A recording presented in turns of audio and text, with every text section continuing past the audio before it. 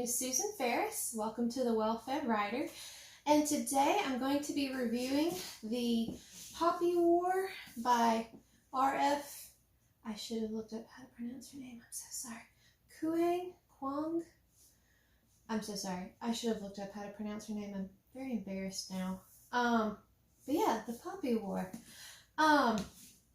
So I gave this book 4 stars, and I'm going to try to do a spoiler-free review. My notes are riddled with things that I crossed out, trying to make sure I didn't give anything away. Because this book is the first in a trilogy, and it is fairly recent. I bought it in the last couple of years.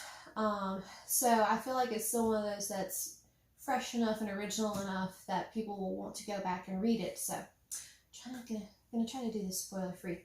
So this book was kind of a long, simmering, like ultimate world building, like start for this series, in a really, really good way, with some genocide in the mix. Just to warn you, if you're not big on violence and you don't have much of a stomach for it, this is not the book for you. I can kind of tolerate a good bit of it when it's not on a screen. So I was able to get through it. Sorry, my throat is not cooperating with me today. Alright, so the premise. When Ren aced the Keju exam and got into Sengard, the Empire's most exclusive military academy, the only person who wasn't surprised was her. But being a dark-skinned peasant girl from the south made her really not popular. In fact, she became a target for bullying. So desperate, she calls upon an innate power that she didn't realize that she had. But is it going to consume her, and the god that has claimed her, will it take over and possess her?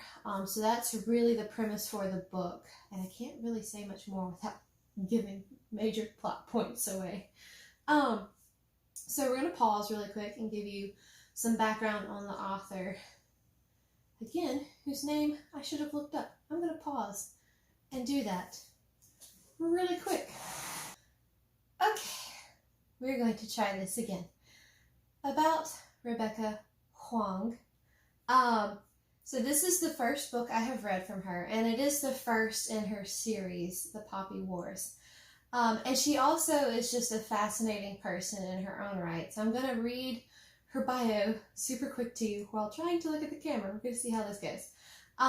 So she is a martial scholar, a translator, and the winner of the Nebula Locust and World Fantasy Award. And she's been the nominated author, I totally read that wrong, of The Poppy War and The Dragon Republic. And she also has a 3rd book in the series that is already out called The Burning God.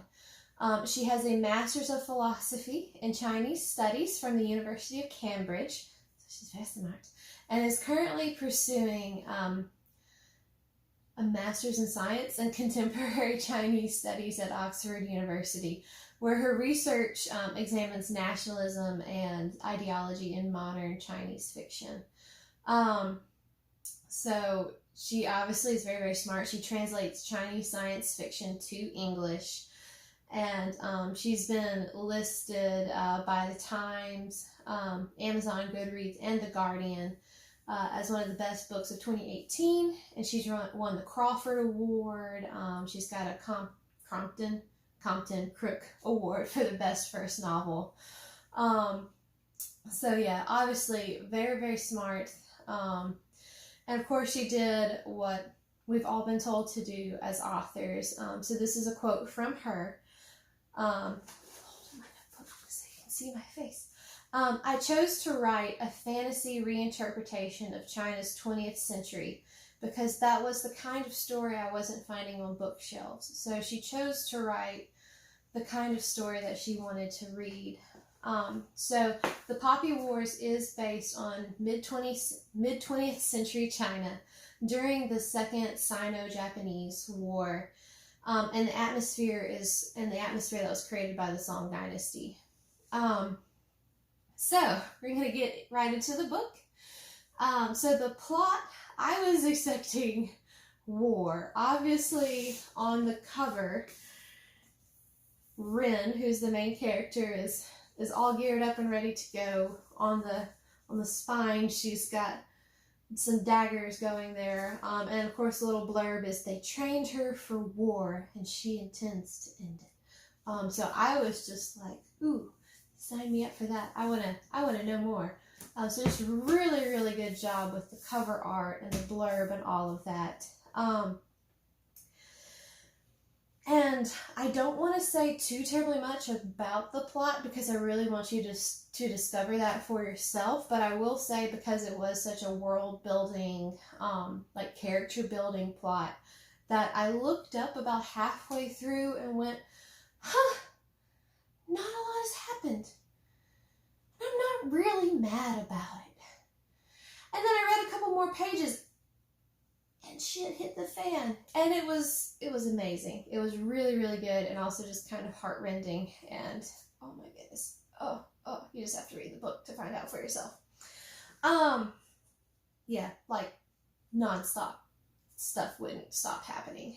So yeah, very, very slow build, but totally worth the wait. So if you're one of those who has to know that it's worth it for the payoff, yeah, it's definitely worth it. And having done a bit of research at the World War II Museum in New Orleans and seeing the devastation of war, I can definitely tell you that, you know, outside of being in a war myself, it's realistic. So if you have any sort of traumatic experiences or stuff like that, definitely big fat warning on this. It's a lot to take in. So as far as the characters and the voice, it is definitely third limited, exclusive to Rin. Like, it follows her exclusively. So speaking very generally, all of the characters are very well drawn and they're very, very dynamic. So they learn and they change and they progress throughout the book. Obviously, war changes people, and that is shown very, very well in this book. That being said, Rin was actually my least favorite character. Intense, super intense people usually are. They tend to be, even when you see different facets of their character, they tend to strike me as a little bit more one note because they're so honed in on the one thing that they want. And for Rin, that's power. Like, she kind of looks away for a minute, and then she's back. And she's just so super intense. Which is really good. Like, her character is actually very well done, but she's so desperate for praise, but that doesn't necessarily drive her to intentionally connect with the people around her. And as a people person myself, that kind of drives me crazy. But again, that's really true to her character, so I can't necessarily fault the character building for that. It just drives me personally crazy. And she definitely tends to connect best with other people of rebellious natures. As far as my favorite character, I would have to say Nezha? Is that how you pronounce his name? Nezha? We're going to say that way. Again, I should have looked this up. I'm sorry. Yeah, I'm going to do my research next time before I review the next one in the series.